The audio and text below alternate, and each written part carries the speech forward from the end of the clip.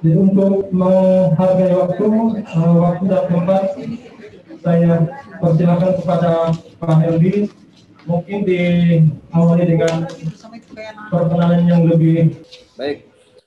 Pada siang ini kita akan masuk ke terkait perencanaan pengadaan.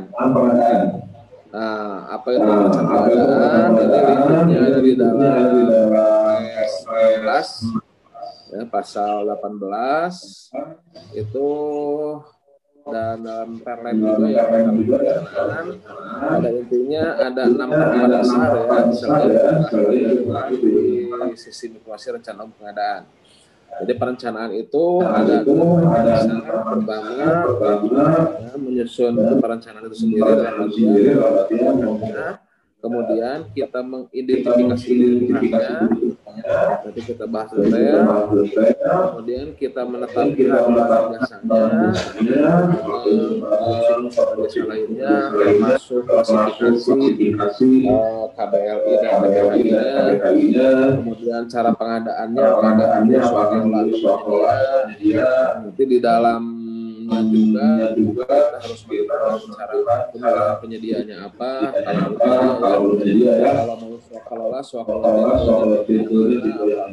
apakah sendiri, apakah ormas atau itu di cara pengadaan. Kemudian setelah kita menentukan pengadaan, kita harus membuat jadwal pengadaan yang baik. Jadwal pengadaan ini bukan hanya jadwal untuk satu paket yang Bapak Ibu pegang saja, tapi bisa melihat, apalagi kalau Bapak Ibu di KPBC ya, apalagi kalau kepala KPBC atau KPBC harus bisa melihat untuk semua paket dalam satu PMU ini kira-kira bagaimana jadwalnya. Bukan hanya jadwal tapi jadwal pelaksanaan juga. Tadi bukan hanya satu paket, tapi paket-paket lainnya bagaimana agar tidak terjadi bottleneck, agar tidak terjadi penumpukan paket, agar tidak gempor tuh pokjanya ya. Kemudian juga harus melihat bagaimana kondisi di e-katalog, apakah tersedia atau tidak barang-barang di e-katalog. Jangan sampai kita memprediksikan pakai katalog, ternyata pas eksekusi barang-barangnya lagi turun tayang gitu kan. Nah itu keteteran nanti mencari cara pemilihan penyedia lainnya. Jadi dalam menyusun jadwal harus komprehensif ini. Begitu pula dalam menyusun jadwal kita harus melihat apabila ada potensi-potensi ini gagal tender. Suara saya ini bergema katanya atau sudah cukup jelas? Jelas Pak, jelas. Lanjut ya, baik, terima kasih. Jadi dalam menyusun jadwal juga kita harus melihat mana yang ada potensi sanggah. Ada potensi sanggah banding kalau untuk konstruksi ya, ada potensi gagal tender. Nah itu harus dipersiapkan, jangan sampai mempersiapkan penunjukan langsung yang belum tentu disetujui juga gitu kan. Nah itu jadi di awal jadwalnya harus betul-betul komprehensif. Baru terakhir kita lihat anggarannya ya kalau dalam bahasa umum sampai ngasih tulang juga ke penyedia kan, harus ada untungnya gitu ya bagi penyedia juga kan. Kemudian ya keuntungan yang wajar, ya anggaran yang tepatnya berapa, jangan sampai kita ingin spek yang tinggi tapi harga perkiraannya tidak sesuai seperti itu. Nah baru itu setelah kita lakukan semua, tuangkan semua proses tahapan ini dalam bentuk rencana umum pengadaan RUP. Nah itu jangan lupa untuk diarsipkan, karena ya sebagai akuntabilitas dalam pemeriksaan itu ketika kita ada pemeriksaan tentunya yang ditanya itu adalah mana dokumen perencanaan pengadaannya.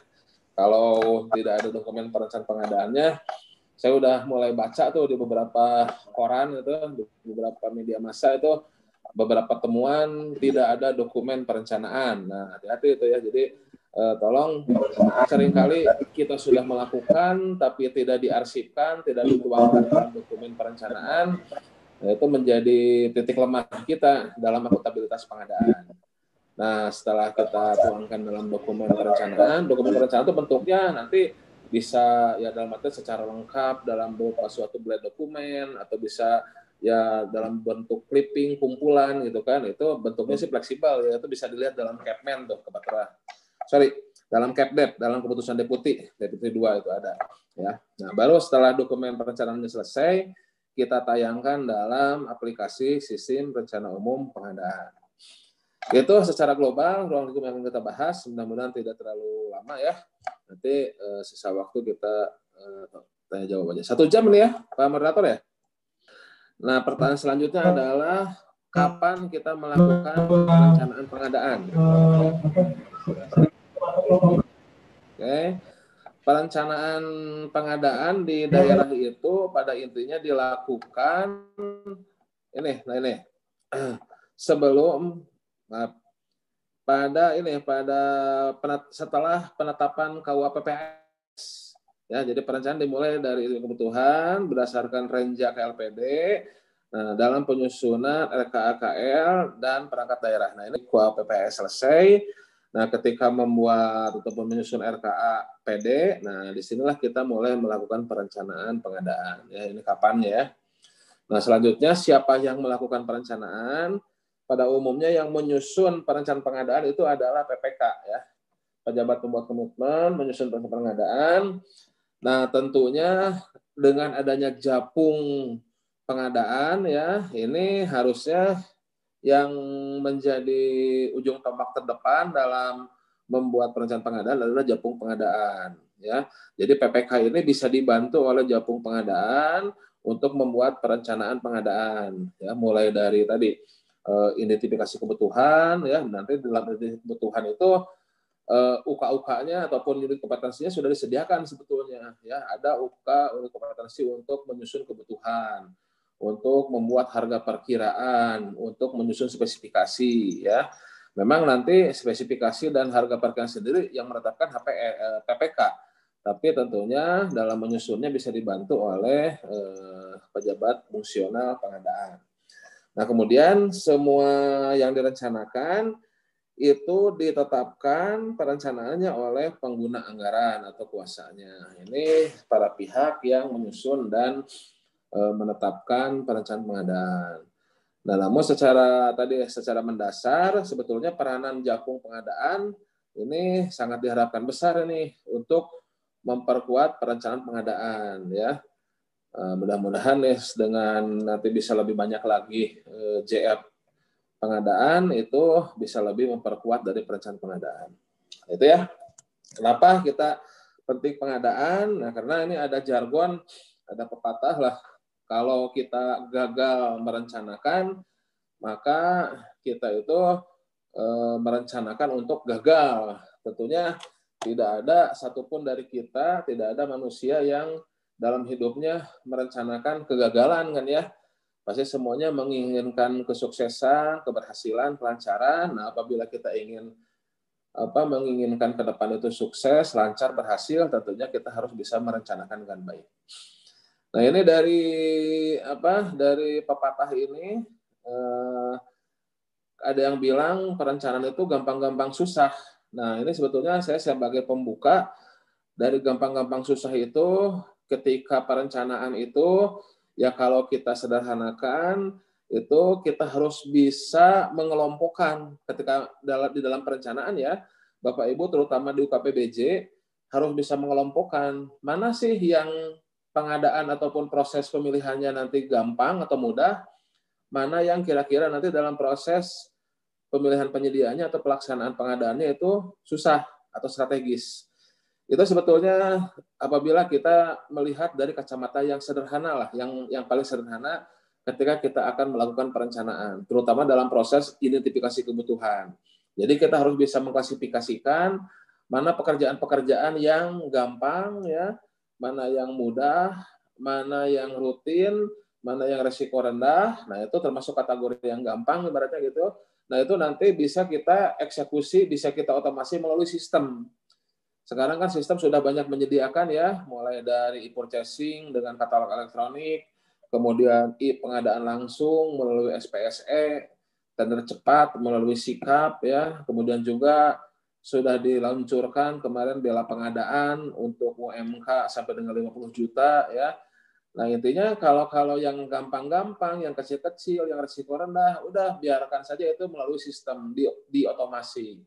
Ataupun kalau masih pengadaan langsung manual, ya tentunya jadi intinya bagaimana kita bisa lepas tangan tuh, tapi tetap terkontrol.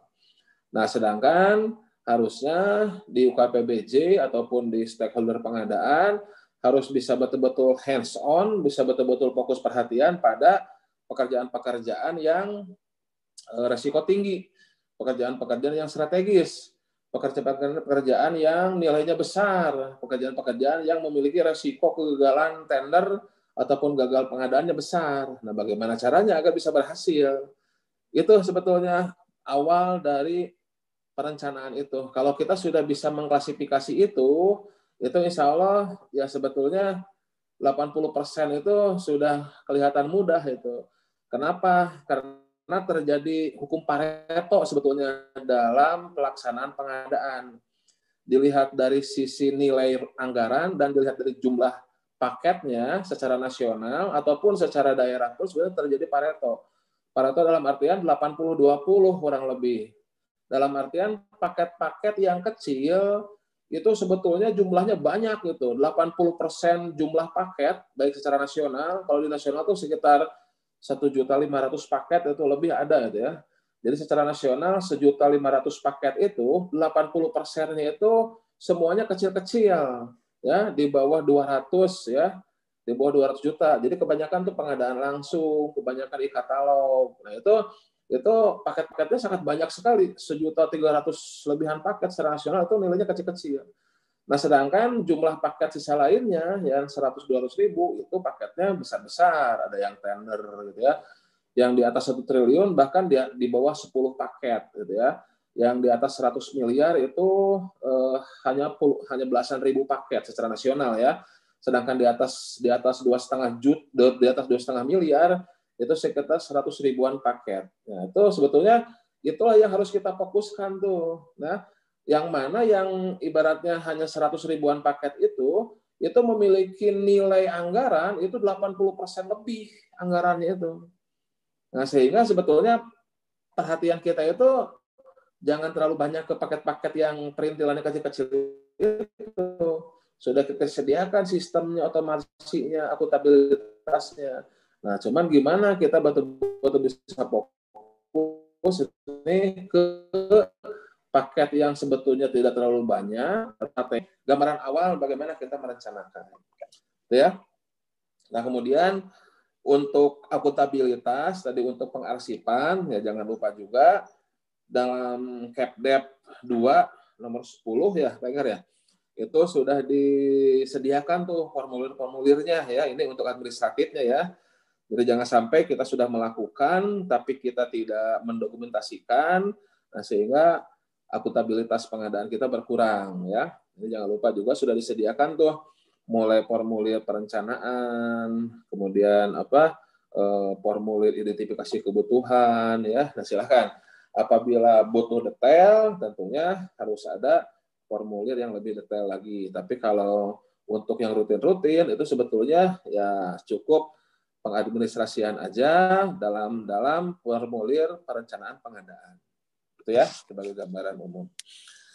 Nah, selanjutnya ini selain sebetulnya banyak ini ya, tapi sebetulnya ini intinya hanya beberapa slide ke depan saja. Nanti kalau sampai ke ujung sampai 48 slide ini silakan bisa dibaca ya, karena itu merupakan penjelasan detailnya. Nah, sebetulnya resumenya ada di slide ini sebetulnya.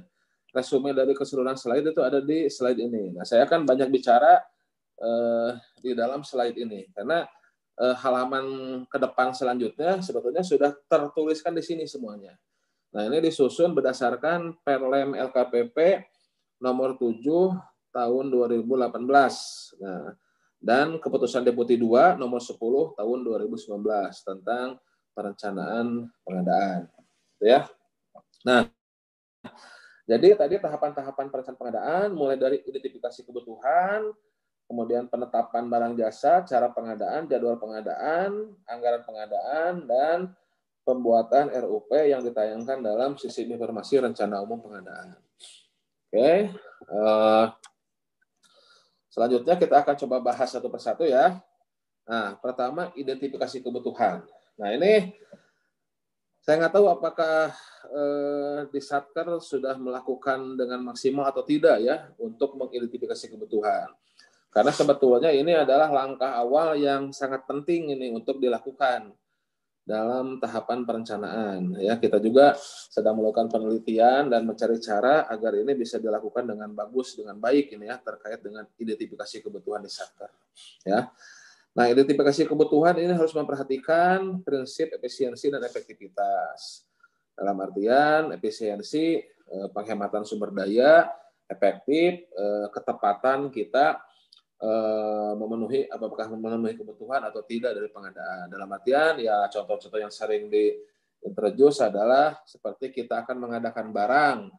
Kita bisa bertanya apakah betul kita itu butuh untuk menguasai barang tersebut atau kita memerlukan cukup fungsinya saja. Fungsinya saja itu dalam artian ketika kita butuh kita mengatakan butuh kendaraan, apakah kita harus menguasai kendaraan tersebut atau cukup mengadakan fungsi dari kendaraan tersebut yaitu kita sewa. Begitu pula juga barang ya. Begitu juga barang apakah harus kita beli ataupun kita cukup fungsinya saja yang kita sewa. Nah, tuh. Kemudian juga kita melihat barang-barang yang sudah ada di dinas kita ataupun di Satker kita.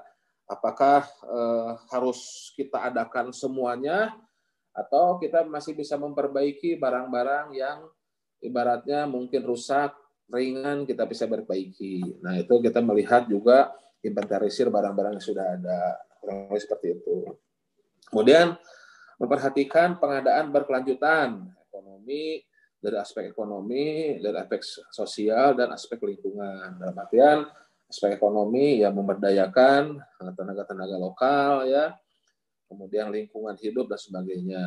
Nah, kemudian yang paling penting sebetulnya ini nomor 3 ini nih, bulat 3 ini, yaitu penilaian prioritas kebutuhan. Nah, ini yang sudah saya tadi introduce sedikit, yaitu terkait prioritas dari kebutuhan Bapak dan Ibu sekalian di Satker itu.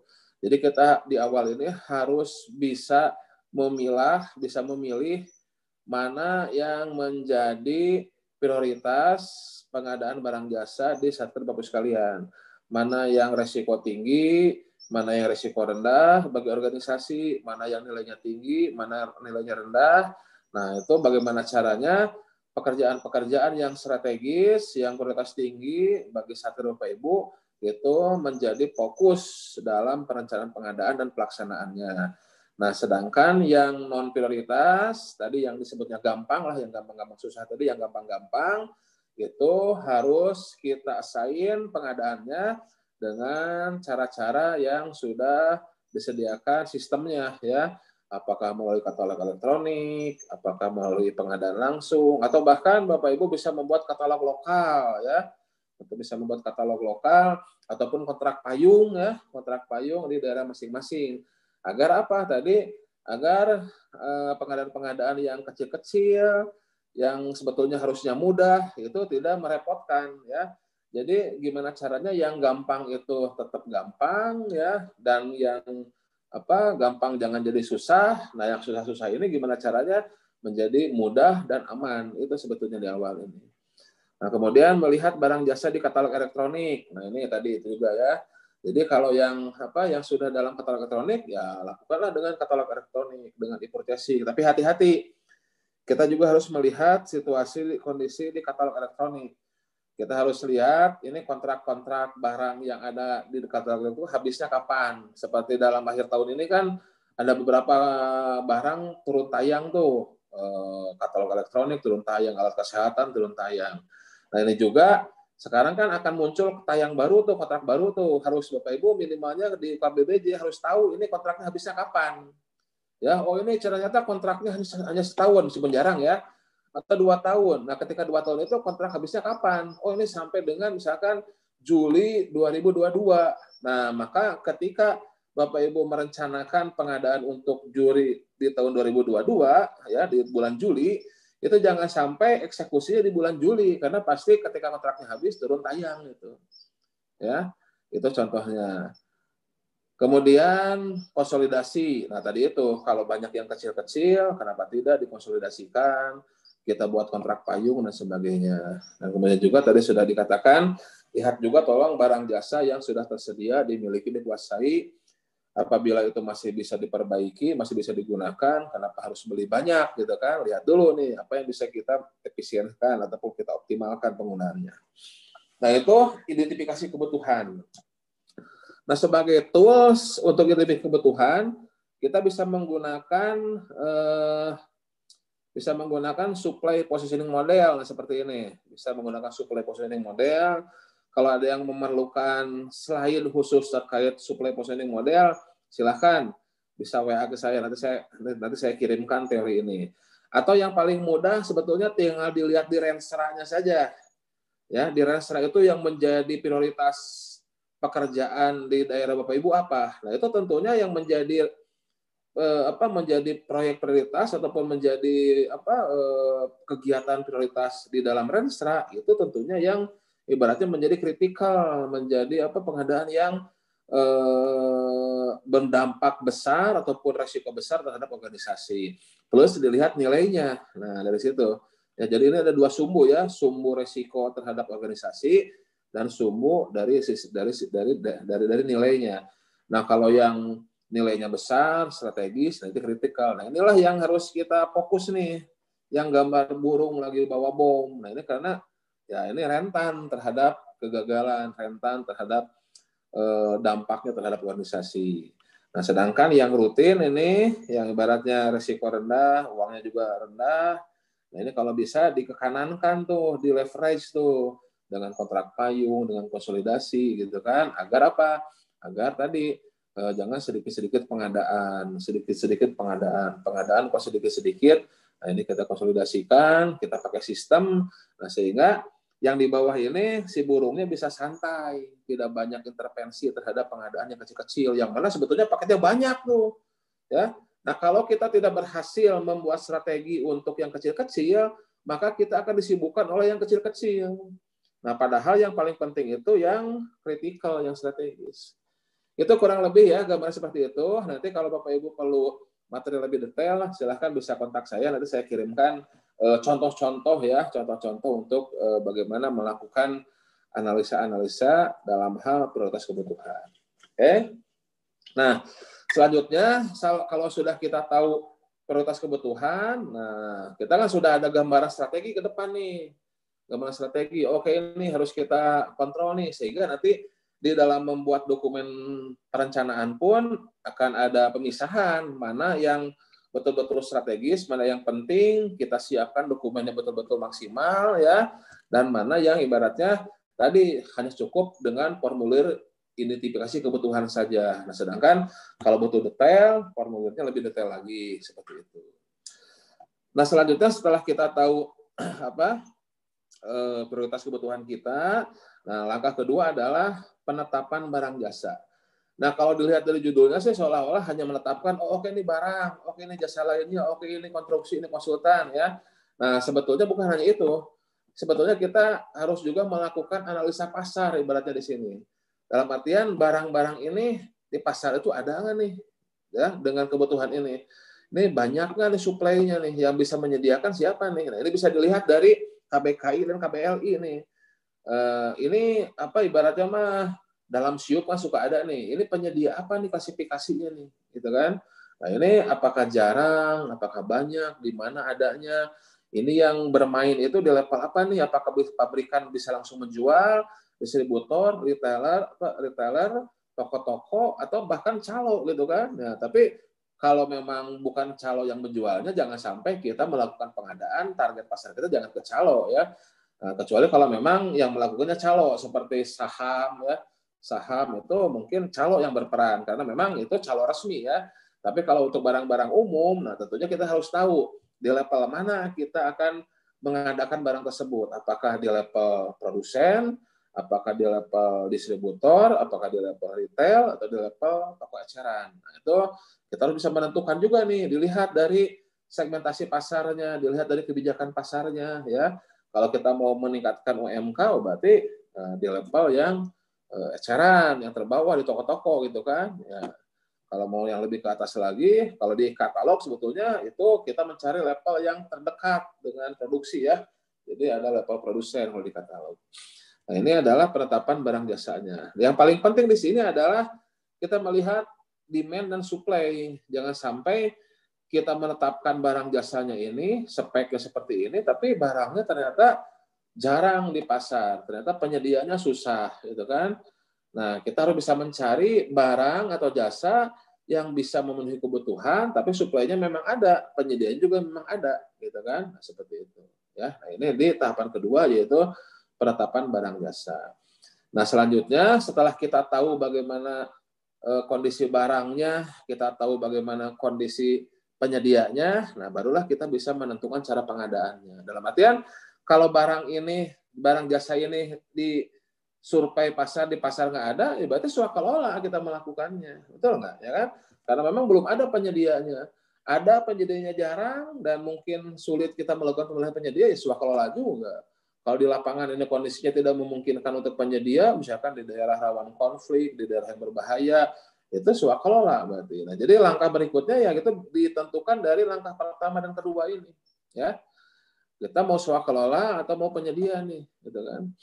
Nah, kita melakukan swakalola bisa oleh kita sendiri, bisa oleh instansi pemerintah lain atau KLPD lain ya di pemerintah yang memang memiliki keahlian, memiliki kompetensi dalam hal barang jasa yang kita butuhkan. Jadi kata kuncinya kita mau memilih swakalola itu kemampuannya ada di mana.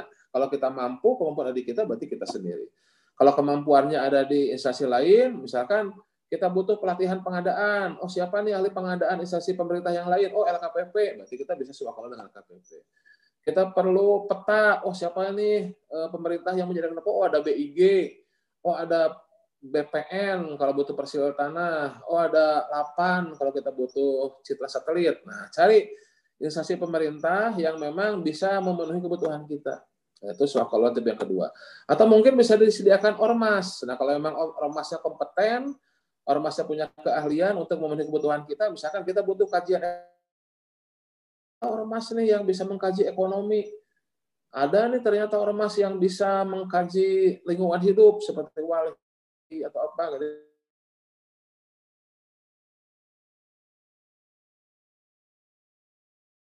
Atau oleh kelompok masyarakat kalau memang kebutuhannya pelaksanaannya itu kompetensinya yang bisa melakukannya itu perlu melibatkan masyarakat. Itu swakalola ya. Tapi kalau memang di pasar penyediaannya banyak, barangnya umum, ya berarti kita bisa melakukan pemilihan penyedia. Nah, itu di awal gitu ya. Nah, setelah kita bisa menentukan swakalola atau penyedia, maka kalau kita swakalola, oke, kita swakalola pakai tipe yang ketiga nih. Karena ternyata ada nih organisasi masyarakat yang memang bisa mengkaji terkait hal yang akan kita adakan. Nah, swakalola ketiga. Kemudian kita buat KAK-nya, apa yang outputnya, lingkupnya apa. Kemudian buat kerangka biayanya. Ini dalam swakalola baik tipe 1, tipe 2 ataupun ormas ataupun pokmas. Nah, kalau melalui penyedia berarti setelah kita menetapkan cara pengadaannya, oke nih, melalui penyedia nanti kita pakai tender pra atau pasca ya. Nanti penyampulannya ini, prosesnya ini kita ya nanti mungkin itu di proses pemilihan penyedia ya. Tapi di awal ini kita harus bisa mulai menyusun spek teknisnya. Baru mulai menyusun ya. Karena penetapannya nanti di persiapan. Ini mulai menyusun spek dari kebutuhannya apa, kita susun speknya, kita buat perkiraan biayanya, ini baru harga perkiraan, baru HP. Kalau HPS-nya nanti di persiapan, di selanjutnya ditetapkan oleh PPK.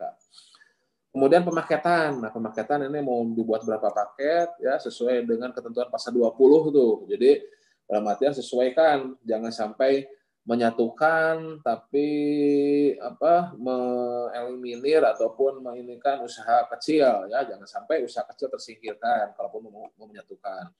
Kemudian kita memecah, tapi jangan sampai jadi tidak efektif efisien. Jadi kita boleh memecah, tapi ya harus tetap efektif efisien sesuai dengan kebutuhan. Kalau memang alamiahnya tidak bisa dipecah, makanya jangan dipecah. Itu di pasal 20 lengkapnya silahkan dilihat ya di Perpres ya. Itu terkait pemaketan. Kemudian konsolidasi juga harus diperhatikan. Tadi itu, kalau memang ada beberapa paket, ya konsolidasi ini bisa kita lakukan dimulai dari perencanaan, persiapan, ataupun nanti ketika mau pemilihan penyedia. Dimulai dari perencanaan, kalau PA KPA melihat ada beberapa paket yang bisa dikonsolidasikan, ya itu bisa disatukan dari awal tuh. Atau PPK di bawah PPK-nya dia melihat beberapa paket yang memiliki kesamaan kualifikasi, kesamaan kebutuhan, itu bisa dikonsolidasikan. Nah, kemudian diperhatikan juga biaya pendukung ya. Jadi dalam membuat spek, dalam membuat HPS itu dilihat juga nih keperluannya bukan hanya keperluan yang utama, tapi apa pendukungnya. Apakah perlu instalasi, apakah perlu tenaga ahli ya. Misalkan dalam swakelola bisa saja kita butuh tenaga ahli yang lain. Kalau swakelola tipe yang pertama ya, oh ini butuh tenaga ahli dari luar nih. Nah, berarti kita siapkan juga itu ketentuan terkait tenaga ahlinya. Nah, itu dalam menetapkan cara pengadaan. Oke. Selanjutnya nyusun jadwal. Nah, tadi sudah saya wanti-wanti ya. Ini adalah jadwal pengadaan, bukan jadwal pemilihan ya, tapi jadwal pengadaan keseluruhan. Dan ini juga jadwal pengadaan. Kalau Bapak Ibu di UKPBJ bukan hanya melihat jadwal pengadaan dari satu paket. Para PPK mungkin membuat jadwal pengadaan untuk paket-paket mereka saja. Tapi di UKPBJ itu harus bisa melihat. Tentunya ya bagusnya ada konsultasi ataupun ada koordinasi lah antara PPK dengan UKPBJ. Bagaimana mengatur jadwal pengadaannya. Karena kalau masing-masing PPK membuat jadwal, itu biasanya numpuknya di pertengahan tahun. Numpuknya di bulan Juli, Agustus tuh baru ini kan. Nah, padahal harusnya mana yang bisa didahulukan, dahulukan dulu tuh, habiskan di awal tahun tuh. Ya kan? Ya bisa dahulukan. Terus tadi melihat tanda kutip cuaca di katalog bagaimana, ya kan? Nah, kalau memang ada yang bisa didahulukan, ya mudah, siap, dahulukan.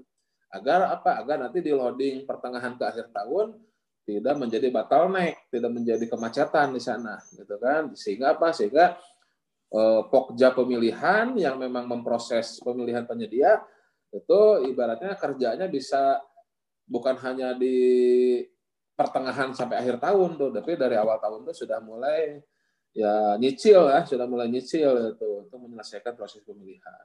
Kemudian juga harus diperhatikan ini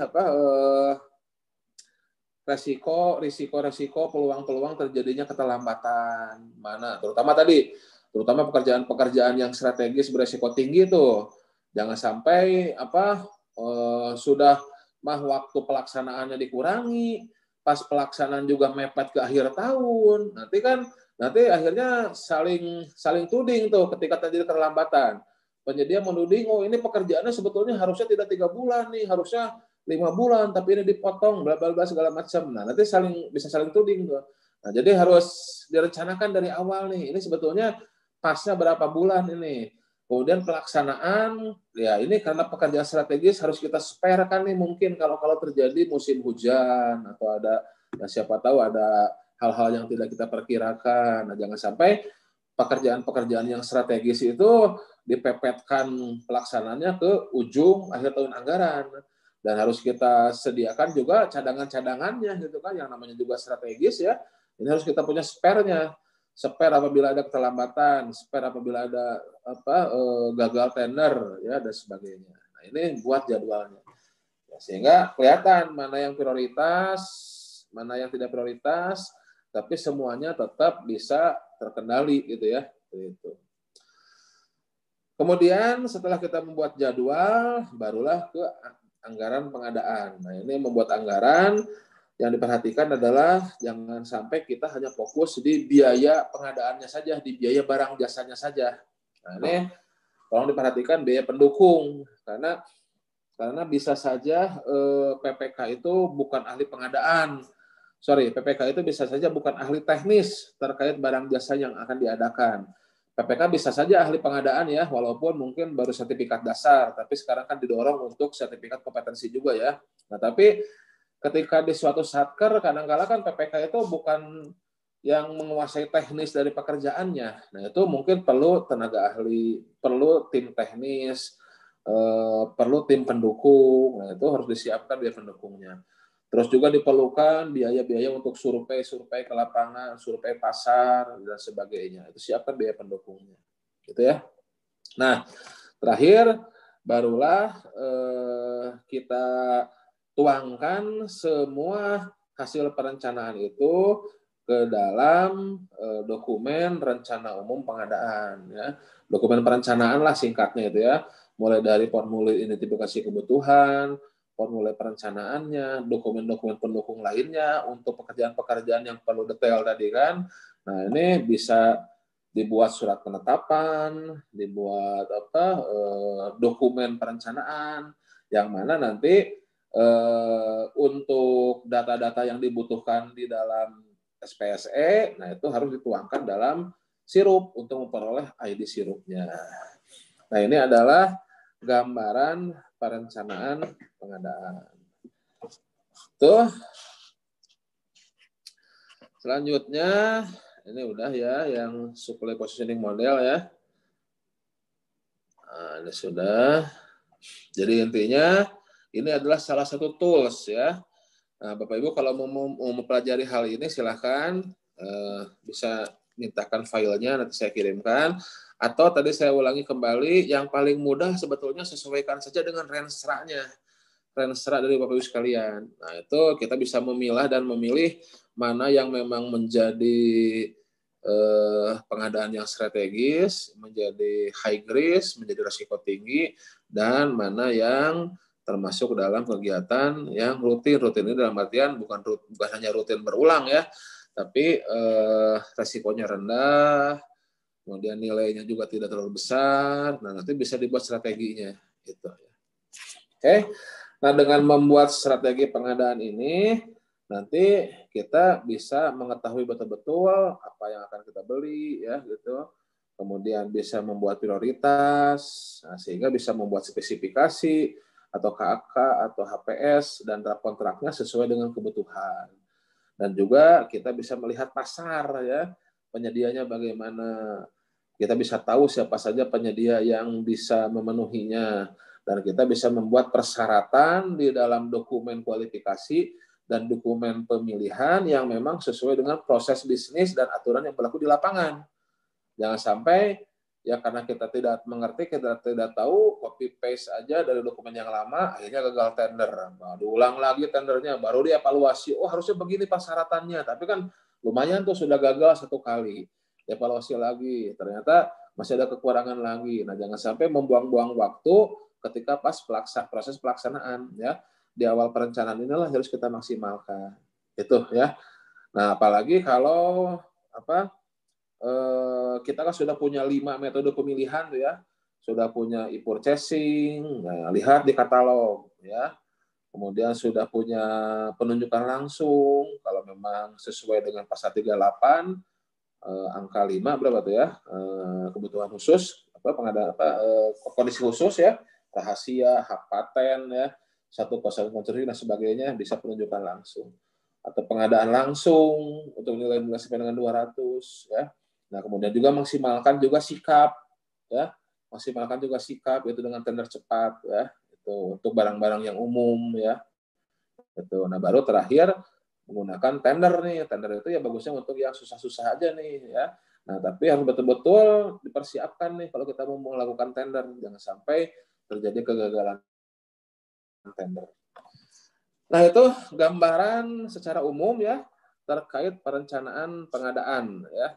Nah, untuk detailnya silahkan slide itu sebetulnya sudah detail semuanya. Nah, kita lanjut ke diskusi saja nih Pak Moderator, Bapak sekalian. Apabila ada pertanyaan, silahkan kita tanya jawab saja. Kalau memang tidak ada pertanyaan, berarti cukup sampai di sini berarti ya Bapak sekalian. Silahkan kalau ada pertanyaan.